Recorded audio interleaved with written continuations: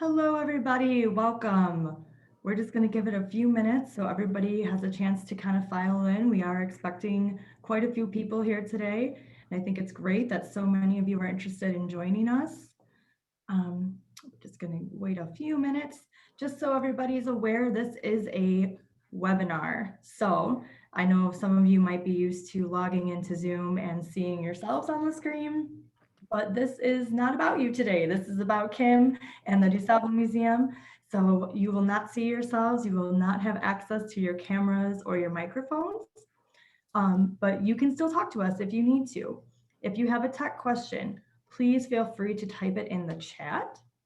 I'm going to throw a little note in there right now just so everybody can kind of see where that's at.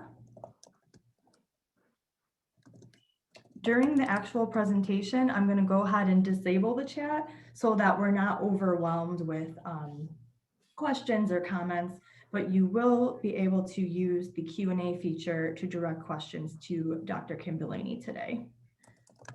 So just as a note, here's the chat down there.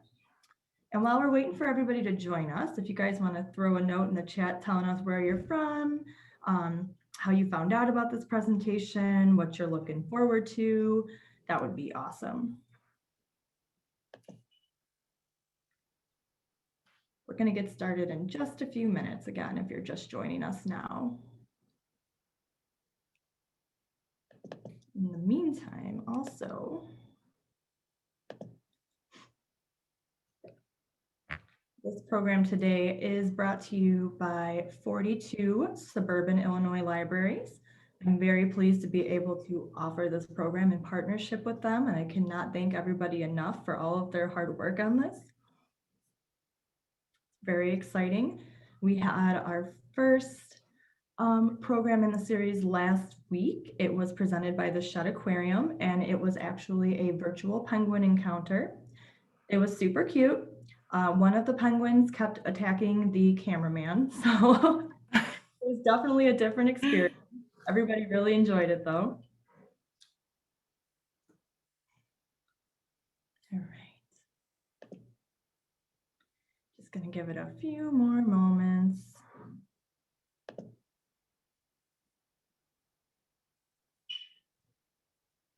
Okay, there's so many of you chatting. That's so cool. I love to see it. Lots of you saying you haven't been to the DuSable Museum before. So I think right now they're currently closed due to the pandemic, but I'm sure there will be a chance soon for you to visit. I hope that you can. We have lots of fabulous cultural institutions throughout the Chicagoland area.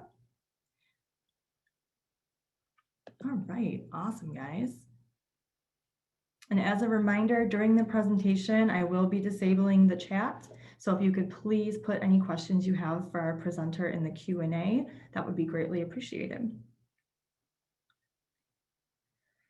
Okay, so at this time, we're going to get started.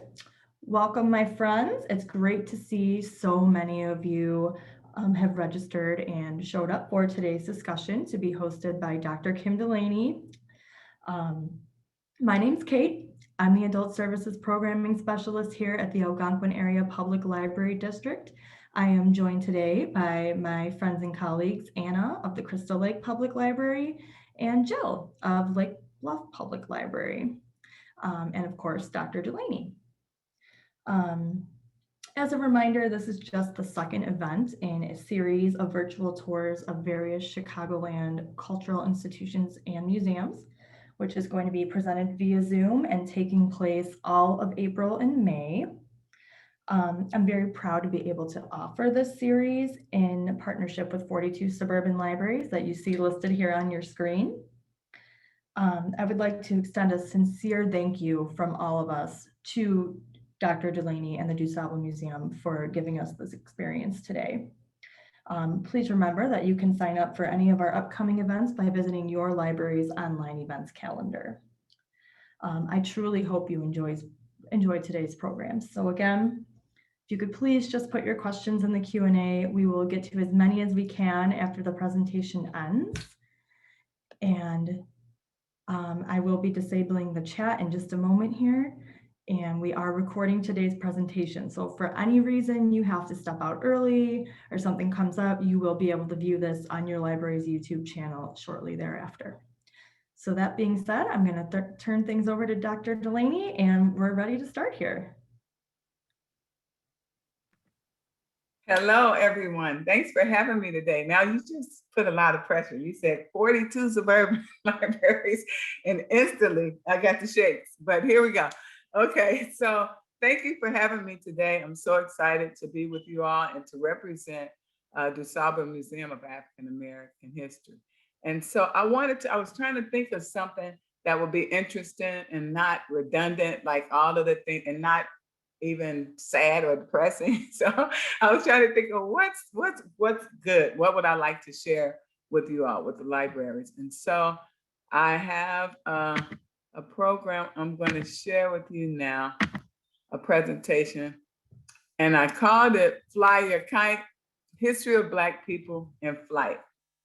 And basically I focused on Chicago because Chicago has this rich history of African Americans and flight, and we don't hear much about it. And so I'm so fascinated by it that I thought that this would be something interesting to share with you all today. So I'm going to start off with, it's going to let me. Did the screen change for you all? Just want to make sure. Yes, hands up, thumbs up, somebody did it? Okay. Yep.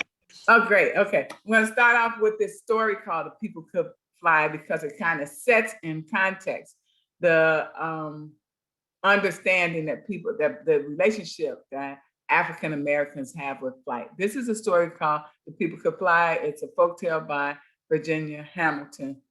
And so, yeah, let's start that. The People Could Fly by Virginia Hamilton. They say the people could fly, say that long ago in Africa, some of the people knew magic, and they would walk up on the air like climbing up on a gate, and they flew like blackbirds over the fields, black, shiny wings flapping against the blue up there. Then many of the people were captured for slavery. The ones that could fly shed their wings. They couldn't take their wings across the water on the slave ships. Too crowded, don't you know? The folks were full of misery then, got sick with the up and down of the sea. So they forgot about flying when they could no longer breathe the sweet scent of Africa. Say the people who could fly kept their power, although they shed their wings. They kept their secret magic in the land of slavery. They looked the same as the other people from Africa who had been coming over, who had dark skin. Say you couldn't tell anyone one who could fly from the one who couldn't. One such who could was an old man. Call him Toby. And standing tall, yet afraid, was a young woman who once had wings. Call her Sarah. Now Sarah carried a babe tied to her back. She trembled to be so hard worked and scorned. The slaves labored in the fields from sunup to sundown. The owner of the slaves calling himself their master. Say he was a hard lump of clay, a hard glinty coal, a hard rock pile wouldn't be moved. His overseer on horseback pointed out the slaves who were slowing down. So the one co-driver cracked his whip over the slow ones to make them move faster. That whip was a slice open cut of pain. So they did move faster. Had to. Sarah hoed and chopped the row as the babe on her back slept. Say the child grew hungry. That babe started up bawling too loud. Sarah couldn't stop the feeding, couldn't stop to soothe and quiet it down. She let it cry. She didn't want to. She had no heart to croon to it. Keep that thing quiet, called the overseer. He pointed his finger at the babe. The woman scrunched low. The driver cracked his whip across the babe anyhow. The babe hollered like any hurt child, and the woman fell to the earth. The old man that was there, Toby, came and helped her to her feet. I must go soon, she told him. Soon, he said. Sarah couldn't stand up straight any longer. She was too weak. The sun burned her face. The babe cried and cried. Pity me, oh pity me, said sounded like. Sarah was so sad and starving, she sat down in the road. Get up, you black cow, called the overseer. He pointed his hand, and the driver's whip snarled around Sarah's leg. Her sack dress tore into rags. Her legs bled on the earth. She couldn't get up. Toby was there where there was no one to help her and the babe. Now, before it's too late, panted Sarah. Now, Father. Yes, daughter, the time has come, Toby answered. Go as you know how to go. He raised his arms, holding them out to her. Kum yala kum baba tambe. And more magic words, said so quickly they sounded like whispers and sighs. The young woman lifted one foot on the air, then the other. She flew clumsily at first, with the child now held tightly in her arms. Then she felt the magic, the African mystery. Says she rose just as free as a bird, as light as a feather. The overseer rode after her, hollering. Sarah flew over the fences. She flew over the woods. Tall trees could not snag her, nor could the overseer. She flew like an eagle now until she was gone from sight. No one dared speak about it. Couldn't believe it, but it was, because they that were there saw that it was. Say the next day was dead hot in the fields. A young man slave fell from the heat. The driver come and whooped him. Toby come over and spoke words to the fallen one. The words of ancient Africa, once heard or never remembered completely. The young man forgot them as soon as he heard them. They went way inside him. He got up and rolled over on the air. He rode it a while, and he flew away. Another and another fell from the heap. Toby was there. He cried out to the fallen and reached his arms out to them. Kum kunka yale kum tambe. Whispers and sighs. And they too rose on the air. They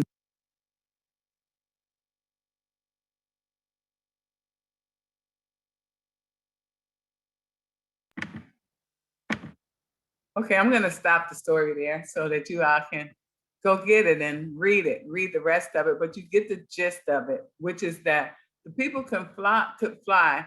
There's this belief that by people of African descent, the folk tale that people of African descent have this fascination with flying, and it comes out of this story, the people could fly. And the idea is that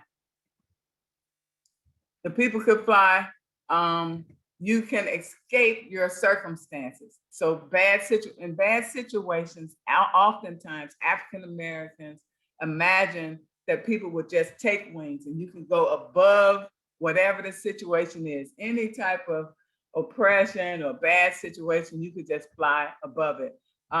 It's a powerful layered tale, as I have in the notes here, right? It derives from this whole story. This folktale comes from a story about a group of enslaved Igbo Africans from Nigeria. And supposedly they jumped from a slave ship in 1803. And it was, some records show that it was all evidence point that it was to the fact that it was a mass suicide. The enslaved Africans who remained claimed that the people who jumped off the ship flew away. And some said they walked across the water back to Africa. It's kind of this whole escapism to not deal with this reality. So they're not dead, they just flew away. The Gullah Geechee people in the area named that site Ebo Landing. You might have heard that term, Ebo Landing. And they passed down this tale of the people can fly generation through generation until it finally ended up in this folk tale. So this connection begins out of this flying is a magical, mystical kind of escapism tool or survival tool that people could float above their circumstances to a peaceful and a safe space. They could fly high, in essence, above anything they're facing. Flights, music, oftentimes the people could fly. That story's been told across the globe, as it said. Oftentimes people would sing with it, sing when they told the story, or they would talk about that there was singing when the people were flying. And so in that way, music is has served throughout history as this like tail, and it's almost the engine of the flying. Like you start to sing, your spirit connects in a way, and then that lifts you up. This is African American folktale, right? Similarly, in traditional African culture, people don't simply end when their body shuts down. They transition or pass into the next realm of existence. So in African culture, I teach African American studies also at Chicago State University, in addition to being the director of education and programs at DuSable. And in African American studies, the life cycle is a circle. So instead of thinking of someone as died, it's you transition or you pass to the next realm of existence. And so when you die, it's the whole idea that we hear in Christian culture where you leave the body and fly up to the heavens. You earned your wings, so they say, right? In traditional African culture, they said it's the spirit leaving the body and flying back up to the heavens, which were thought to be located in the sky with the sun, the giver of life. This helps to explain why the people could fly. We don't die, we fly. When we fly, we are free. So it's a transition. That's why you have a celebration of life when people pass. They fly away into this peaceful other realm. So that's the background. We hear this theme of flying and freedom. We see it repeated in Black creative production, right? So the Song of Solomon by Toni Morrison had a character, pilot, right? And she was able to fly so she could be free. Then we had a story the people could fly. We have Maya Angelou's story, I Know Why the Cage Bird Sings, associating flight with freedom. We have a song by Denise Williams, Black Butterfly. We have the popular song, I Believe I Can Fly. It's all of these things of flying away, right? Flying above whatever the circumstances are, flying and soaring with freedom. Then we attach it to reality. So that's the whole celebration of flight that's traditional in African American culture. And then we have Bessie Coleman. Bessie Coleman was the first African American and Native American female pilot. She lived in Chicago. She went to France to earn her pilot's license. She became very interested in flying, and in June of 1921, went to earn her pilot's license in France. She was the first woman to earn an international pilot's license. The pictures of her, if you Google her, she's just a fashionable Renaissance woman, right? And so she became the motivation for this whole Chicago kind of culture of flight and people being interested in flight, because Bessie Coleman did this courageous thing and went to France and got her pilot's license. She inspired all of these who came behind her. And though we hear a lot about the Tuskegee Airmen, Chicago has a history of flight before that. Cornelius Coffey, first African-American aviator with a pilot's license and a mechanical license. He founded a university here, a non-affiliated university flight school. He did. He also, as a mechanic, created a carburetor that kept the plane cool that's still used to this day. This was his partner in educating pilots, John C. Robinson. And they both applied to the Curtis Wright School of Aeronautics in Chicago, and they were accepted, right? And then when they went to attend, they were denied because they were Black, both of them. But this one, John C. Robinson, he was so interested and just wanted to be in the midst of flight information. So he applied as a maintenance worker for the school. He worked as a janitor. And while on the job, it says he listened in on classes, and at home he read books and papers. He also collected things from the trash, which is the gist of this phenomenal story that fascinates me. We wanted to look at something in our area. So the DuSable Museum over in Washington Park over there, we wanted to look at something, talk about something in the area. And I instantly thought of that because I was thinking, nobody knows about this flight information. So he collected this stuff from the trash. And then he found some information in about how to build a plane. He and Coffee together built an airplane themselves. Now they got denied interest into the school, but they built an airplane themselves. They took it over to Washington Park. Somebody convinced one of the instructors from the school to come and fly the plane for them. They used a lawnmower motor or a motorcycle motor. That's the only part that wasn't included in the information he was able to gather out the trash. So I've seen different accounts. One said lawnmower, one said motorcycle, but it wasn't an airplane motor. Lawnmower or motorcycle motor they put in the plane, and this pilot came from the school and the airplane worked. So when we talk about history and kind of like, can we talk about some part of history that's right where we are, right where the DuSable Museum is located? In that park, they flew this plane that they built themselves way back in the early 1900s. So it's a pretty powerful story. This says, so in 1938, Brown and Coffee, they ended up being the first instructors at the school. They hired them to teach night school. Hundreds of men trained under them. Those men later became Tuskegee Airmen.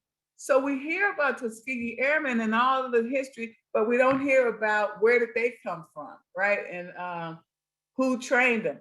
Chicago is an important part of that history. It's so fascinating to me how Chicago is the first in so many things. They also inspired others across the country to want to be involved in flying, right? They pushed and fought for Black pilots in the Army, which led to the Tuskegee Airmen. So they're a very important part. Willa Brown was married to Coffee, and she was the first African-American woman to earn a pilot's license in the US in 1938. She too was, these pictures, you know how those older pictures are just so cool and chic. She too was a cool woman, cool, just looks so clever. First Black woman Civil Air Patrol officer, first Black woman to receive a commercial pilot's license, first Black woman to run for Congress, right? She helped to found the Coffee School of Aeronautics with aviator Cornelius Coffee, who was her husband. And so we know about that. You've probably heard about the importance of the Defender and the migration and all of those things. The Defender was the premier paper for people of African descent back at this time. And she was instrumental in establishing a relationship with the Chicago Defender newspaper, which increased visibility for Black aviators' activities in the city and across the country.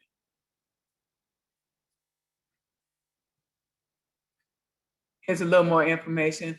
So Time magazine in 1939 ran an article about the shortage of experienced pilots, and Miss Willa and her husband and Mr. Robinson, they proposed a solution to the problem. They said, train African-American men to become pilots, right?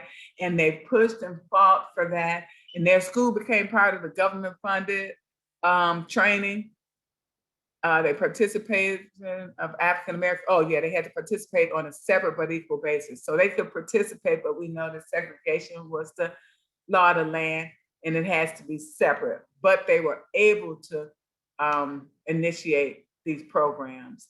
They provide, though they couldn't train the pilots because their school wasn't recognized in that way, they could provide the training. So they did like a pre-program, like you have a pre-engineering program or something like that. They did a pre-pilots program, and they provided African-American trainees for the pilot training program at Tuskegee Institute, which is very important. It's very important.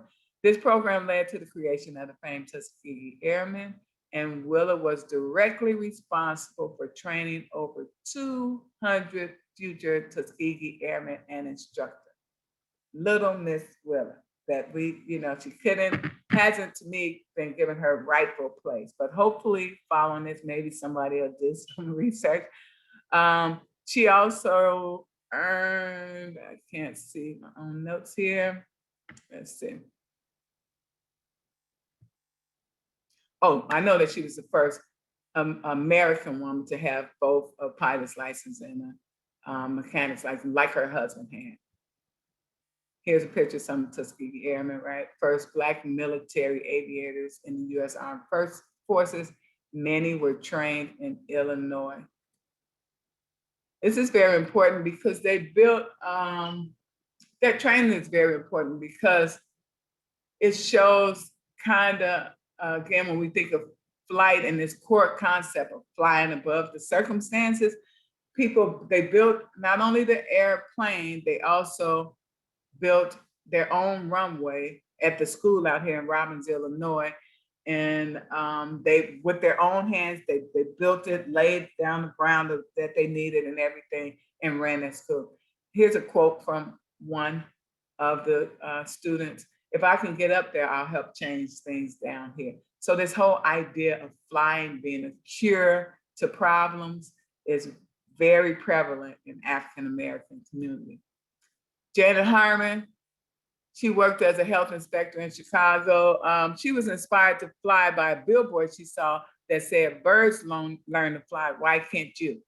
And so this, again, these are just examples to show how rich this whole desire to fly and this kind of subculture of flying was in Chicago. She wrote Negro Aviation, which was a weekly column for the Chicago Defender. We have Robert Lawrence.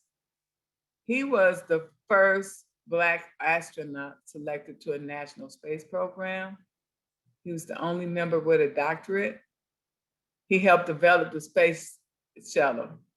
And this is back in 1935.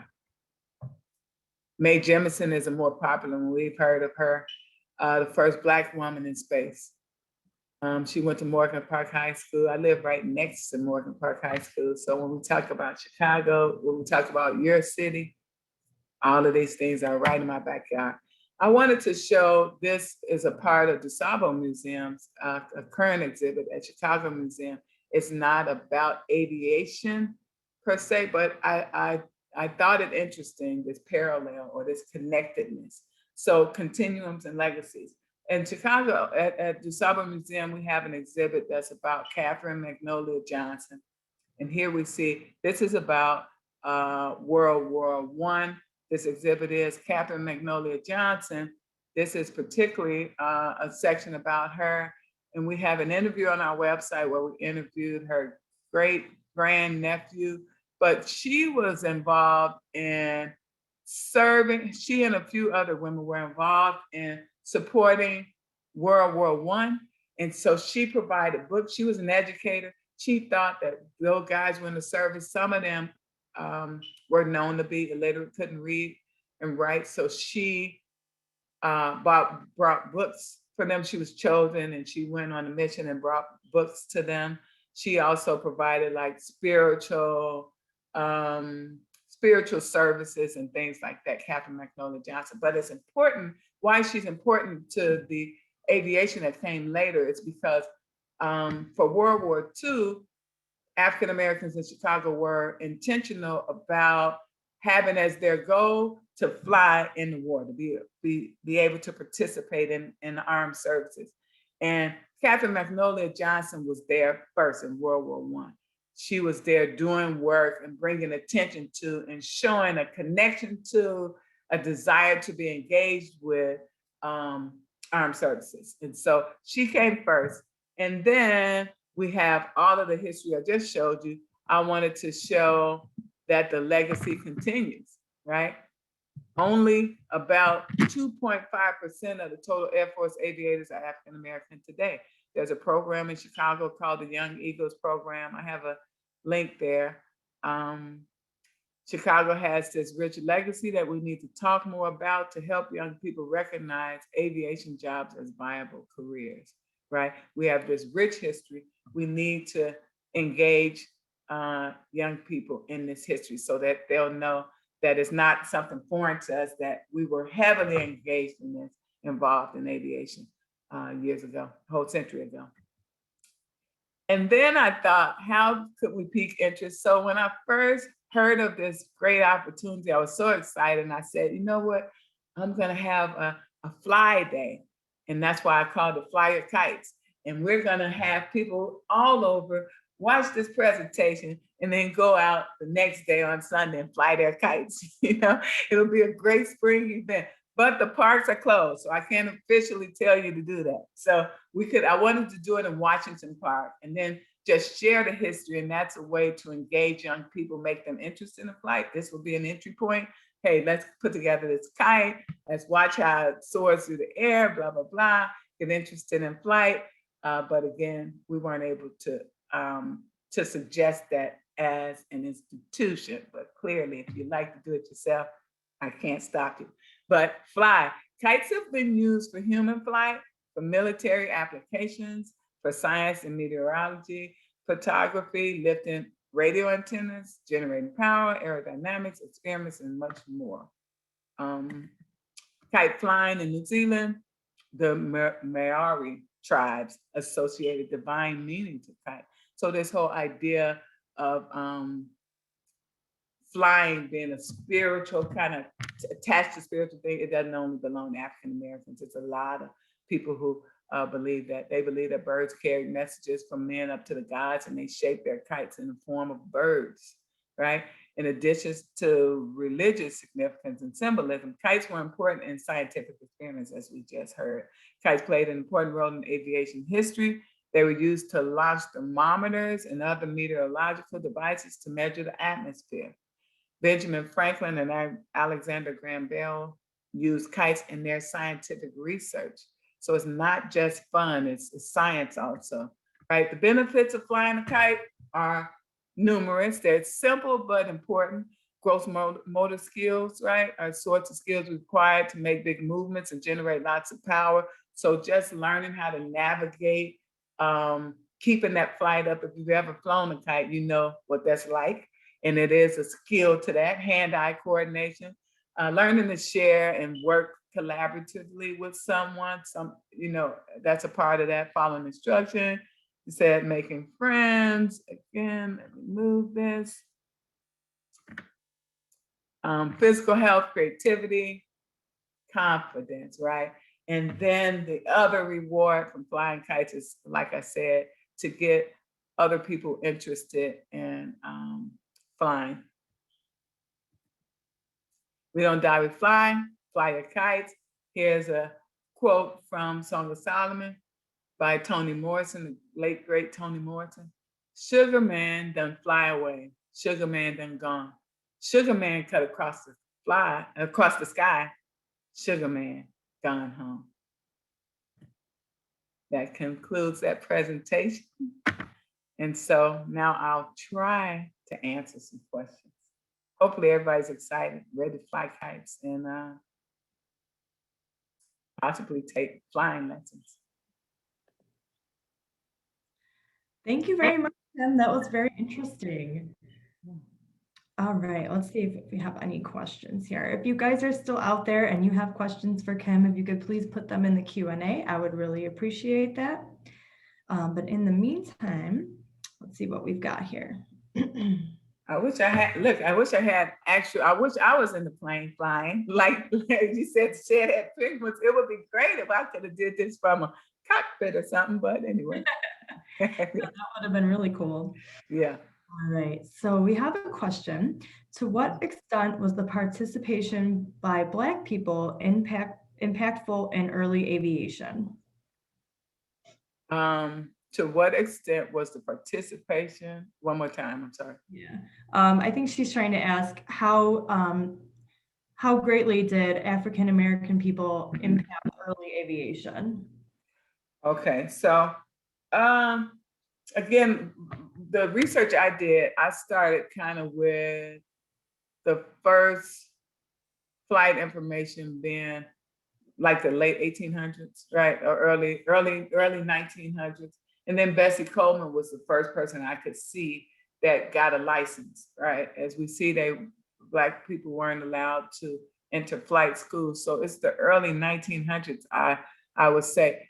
I thought it fascinating that those two guys built their own plane, but again, planes were already flying when they entered into this field. So that's the extent of my research. I do know that again, that I could say that Coffee and Robinson, that they did have something to do with the carburetor somebody built to help keep the plane cool. That's still used today on planes. That's a version of that is still used today on airplanes.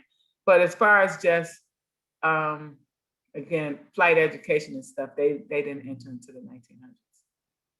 We have another question that is, why did Bessie Coleman get her license in France?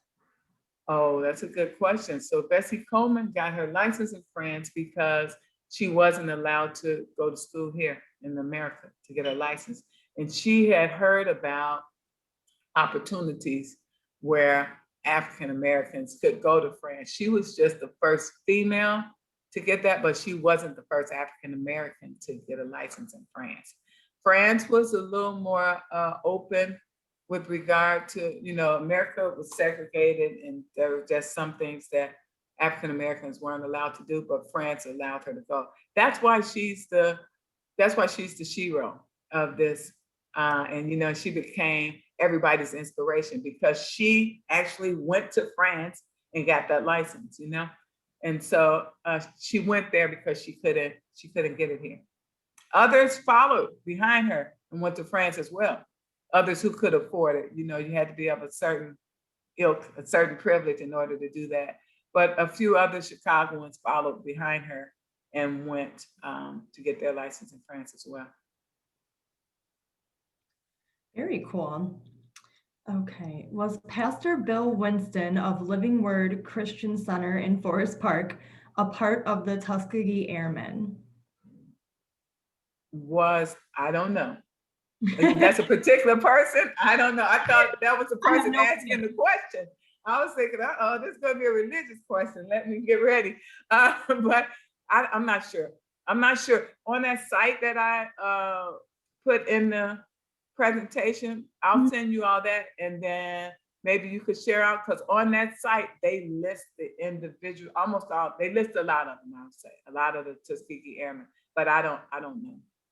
Okay, great. Yeah, I can definitely send that out. For everybody that's still here and listening, like I mentioned earlier, this is being recorded, so I will be sending out the link and we will all have it posted to our YouTube channels probably early next week. So you'll have access to that. And then I'll also send out any links that Dr. Dulaney will send to me that you guys have discussed today. Yeah. Yeah. I want to stress the weightiness of the information, though. So we have a scholar, a young scholar, kind of young, who helps us. He does Chicago history, this guy by the name of Dilla. And he it's not his employment, it's just his passion. So he does all of this Chicago history. And he and I were talking, I interviewed him recently, and he and I were talking about what if the youth in Chicago knew this rich history, right? Some of these, like some of the corners where they're standing, where you have other activities happening that maybe shouldn't happen. Imagine if those people there knew these great things that happened there, 100 years ago, what these people did, who had maybe less resources than the people today have.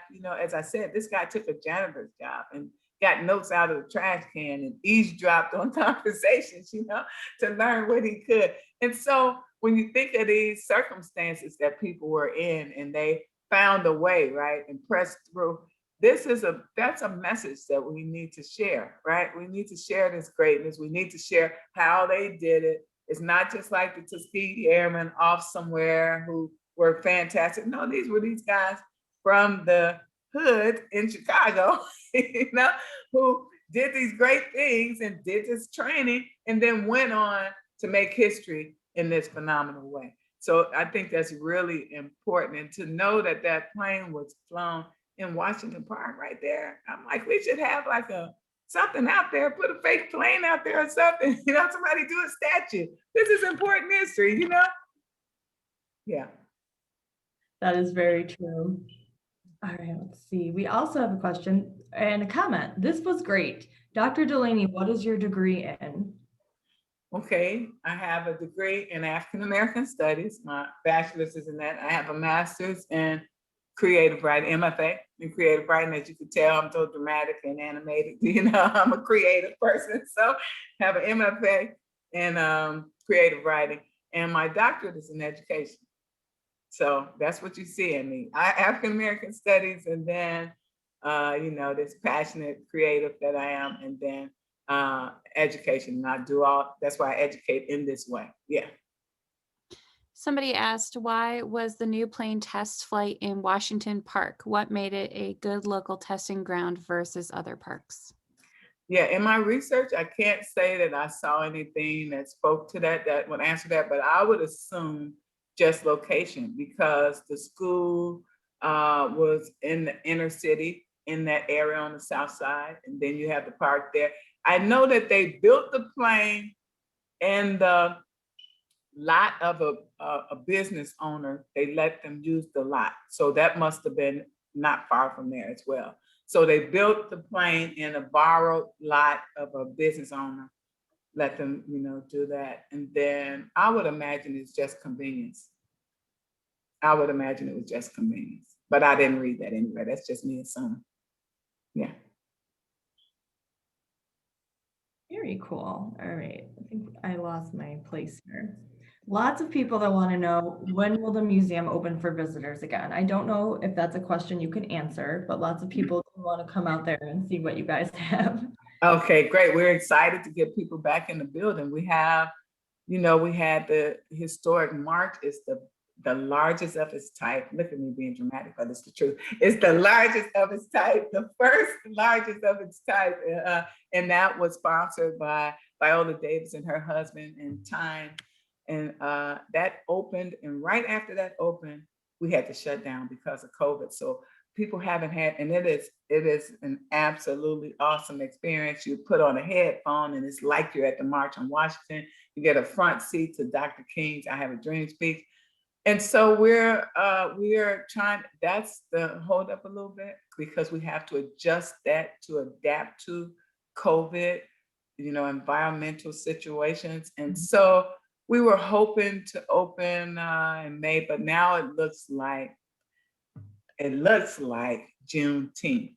That's what I'm going to say today. Don't hold me to it. That's what I heard at a recent meeting, that it looks like we're trying to open for Juneteenth because we want to have the march up and ready when we open.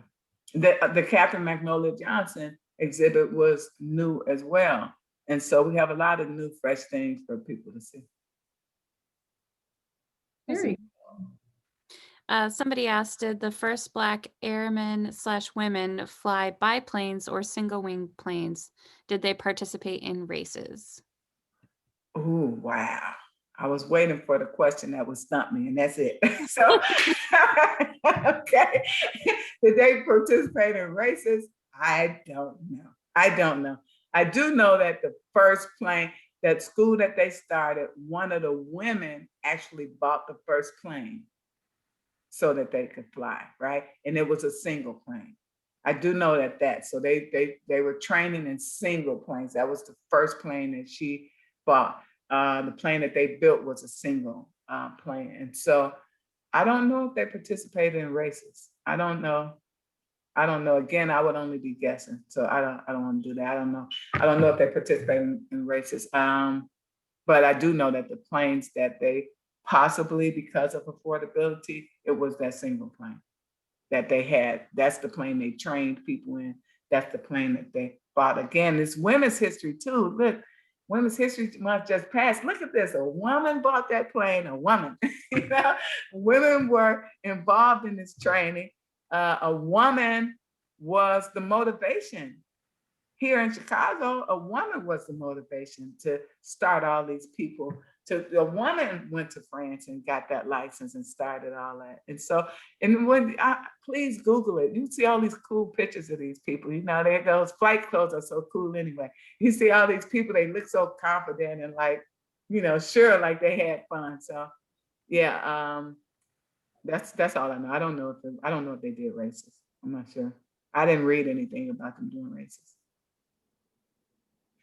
Cool. Well, on the topic of kind of the women's history part of this, are there any Chicago streets or schools named after Bessie, Willa, Jenna, or Catherine? Oh, wow. Bessie Coleman. There was a school in Chicago that I recall, Bessie Coleman School. There was, yeah. I don't know if it still exists, you know, with all the closures and stuff. I'm not sure, but there was a school called Bessie Coleman. The others, Catherine Magnolia Johnson, no, her story is kind of just coming to the, you know, I've seen a couple of things. It's covered like maybe 2018 or something. They start covering that, so I haven't seen that. So I would say I'm not sure. I'm not sure. Bessie Coleman, yes, but the others, I'm not sure. Somebody asked, I'll do this other one. A lot of people were wondering what other kind of presentations you do and what are the other current exhibits that are happening that will be coming up at the museum. Okay. So I do all kinds of exhibits. That's why my brain's so frazzled, because I am the encyclopedia of Black history. I try, but it's spaced out, you know, whatever the company, like we've done DuSable Museum. Is very important to note the work that we do. So it's not just a museum, it's also like the leader in community education for African American history. It really is. I teach at Chicago State also, but DuSable Museum, we get more requests even than I do in the Black Studies Department, African American Studies Department at Chicago State, right? And so I do presentations for different industries. Like if somebody is doing something, I can't retain all the information, but I know all the core concepts. So if somebody has a particular industry, I'll just go research and call all my friends and get the information for that particular industry, and then present that. What I enjoy most is core concept presentations, because that's what I'm good at. It's too much information. I can't retain all that information. I never could, but I could blame it when I'm getting old now. And so what I can do is give you a few facts, but the core concepts that undergird all of this history and African-American life, I got those down pat. I know those for sure. I enjoy doing, I do this thing I created called Everything's an Argument, that looks at like how to understand cultural lenses, right? So like something in one culture is understood in one way, and then in another culture, it might have a different meaning. That's why I started with The People Can Fly, because I wanted to set the context for this mystical kind of spiritual connection to flight, right? For Black people. So it's this fantastical thing, right? That's really, really respected. So if you're an African-American pilot, even for an airline or something, you get big respect, because it's and oftentimes young people don't even know what it is. It's just passed, you know how tidbits are passed generational, that's important and that's prestigious and that's, you know, powerful. And so I do presentations that look at how we understand information a lot. And then I'll do specialized presentations. I also taught elementary school over at St. Sabina with Father Flager. He had me over there for a few years. I taught high school. So it depends on the audience that I'm talking to. And then I shape the presentation around that. And there's a collective of African-American scholars who are my friends that I lean on to help me do those presentations. Because I can't retain it all. Yeah. Okay. Lots of people want to point out that Bessie Coleman Drive is near O'Hare Airport. So I guess Okay. But thank you, everybody. Thank you. Thank you. Yes. Very cool. Another interesting question somebody asked, I heard about Bessie Coleman in the same story as Amelia Earhart. Did they know each other? I don't know. That wasn't in my research. I could look it up though. I could call and ask somebody. I could call and ask somebody and they might know. I don't know if they knew. I don't know. As my brain is calculating, I'm remembering something as well. It might just be them mentioned in a story. I have to say I don't know at this moment. Yeah. Somebody asked, is it possible that African Americans participated in aviation in America before they were officially recognized by law? Yes, that one I could say yes. Now, African Americans actually, and I like that somebody brought that up. So most things that we were not allowed to do, we engaged in anyway. And so in some text, you'll hear little stories about different things. We engaged in anywhere, but it didn't get, it's underground things, you know, just like when people say, oh, well, they didn't open schools to them. Well, we had schools already. They weren't, they weren't legal, but they were teaching, they had classrooms.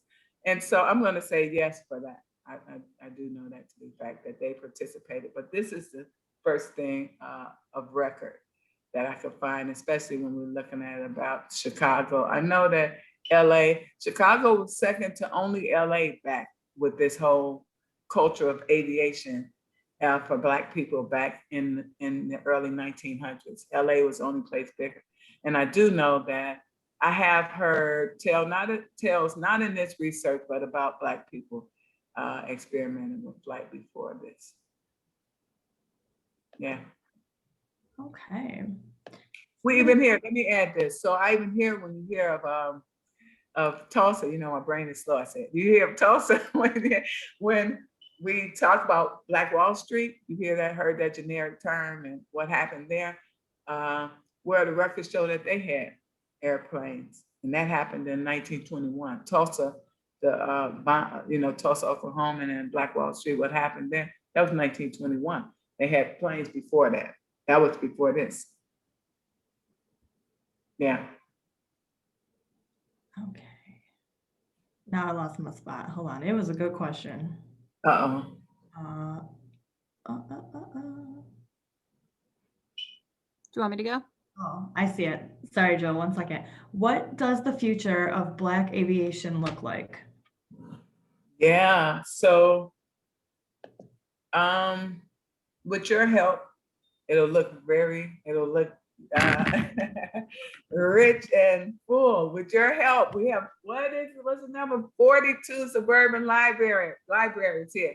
So now you have this information. I'm depending on you to help me answer that question.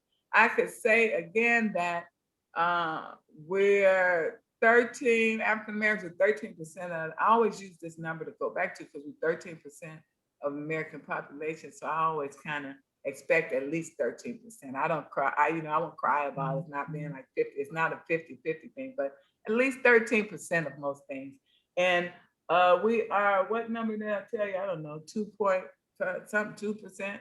So I think that I can't say what it will look like, but I can say that with your help, it could be, we can help to whet appetites and make people interested in aviation. I know that I can't think of anything that this program in Chicago that the link is in the presentation for, that program, and there are a couple of other programs that work to share the history of Blacks in aviation, but also to promote interest, to promote interest in it. But I can say for sure that they need to be expanded and funded and enhanced, broadened. So again, I'm writing this date down. We got 42 suburban libraries here.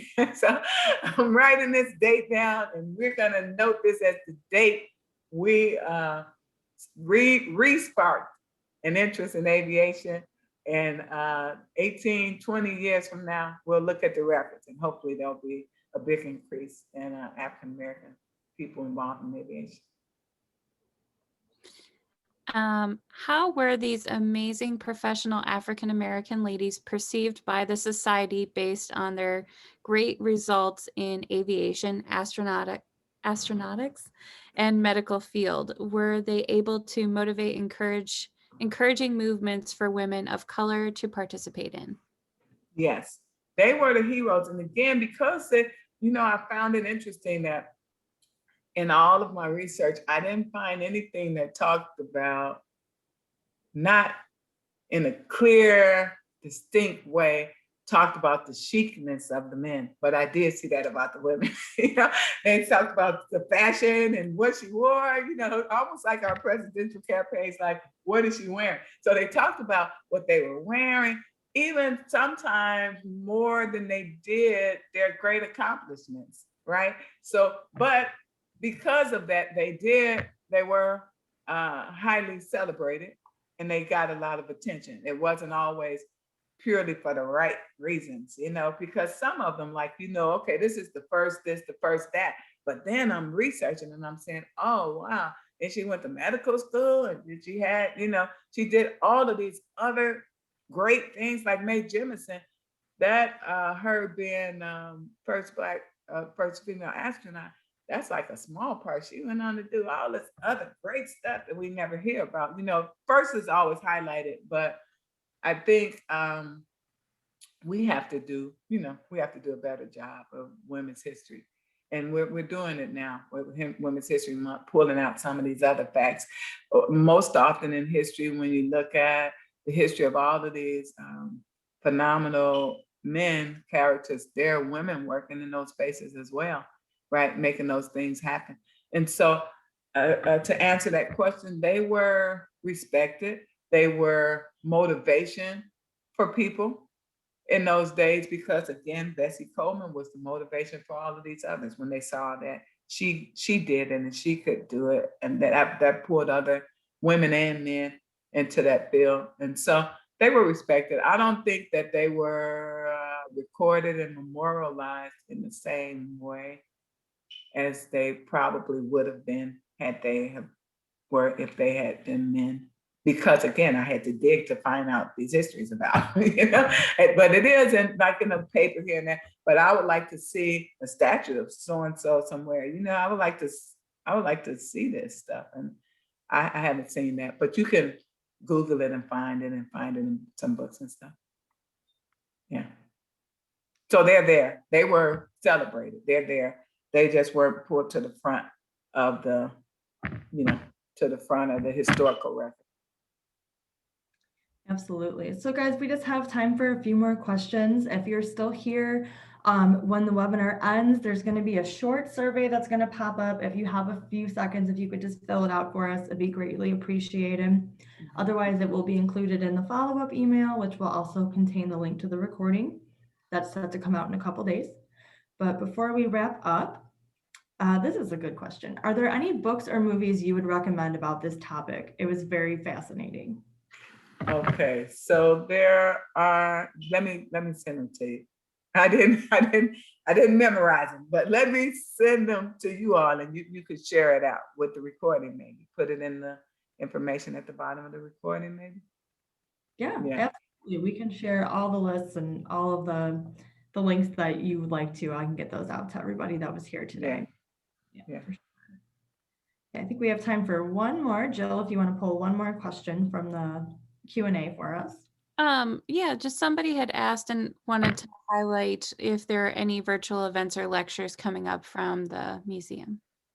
Thank you, because as you asked me the question, I'm telling myself to remember to go back to the museum. So the museum, okay. So we have been working diligently to create virtual information, virtual tours, interviews and things like that. So we have a brand new website. This is our 60th anniversary this year for DuSable Museum. And so we have a brand new website, and it has our Code Black series, which is a series we created when COVID came about. We created last year, and we handle hot topics. And so we have several of those on there. Those are pretty interesting. We have I've done interviews like with Catherine Magnolia Johnson's great grand nephew. I have that interview in there. We have interviews with other people that Margaret Burroughs, Dr. Burroughs influenced. She started the museum and she influenced those people. So we have a lot of content on there, and we're constantly creating more virtual content. And you know what? I think that's going to be now forever, because we've had to do it. Now that's going to be forever. And I like it because we can have more space to do. We're looking at new virtual exhibits that we can do because we don't have the space, you know, on site to do all of those. So we're looking for now ways to put more virtual exhibits like the old ones on the DuSable site, and then new ones. We're doing one called Family Histories, looking at these different families and how to kind of encourage people to keep their items and how to tell their own families. Every family has a fascinating facts in it, right? And when you throw away your grandmother's things or something like that, those things are, and just in those things, we can find rich details that kind of help us time travel and help to set the context for those periods of time. So that exhibit is gonna help to encourage people and show people how to preserve those histories. But right now, currently on the new on the new DuSable Museum website, we do have some virtual presentations. Yeah, very cool. You're right, though. That's one thing that this pandemic has brought us. It's the ability for all of us to be here together today. Yeah. Certainly not something, you know, that would have been possible or that I would have thought of before all of this came about. So. Yeah. So that's the good out of it. Now, I think it's forever changed the way that we learn, right? How cool is that we could have 42, I keep looking at this number, 42 libraries here together without people having to really interrupt their schedules in a major way, you know? Yeah, definitely a positive. So again, guys, thank you so much. Thank you to Dr. Dulaney. That was a great presentation. Your enthusiasm and just your passion was felt by all. We got lots of great comments. So if you guys could please fill out that survey for us, we'd appreciate it. And that's it for us today. I will see a lot of you again next week when we visit the Garfield Park Conservatory. Thank you all for having me. Thank you, Dr. Dulaney. Thank you. Bye. Bye.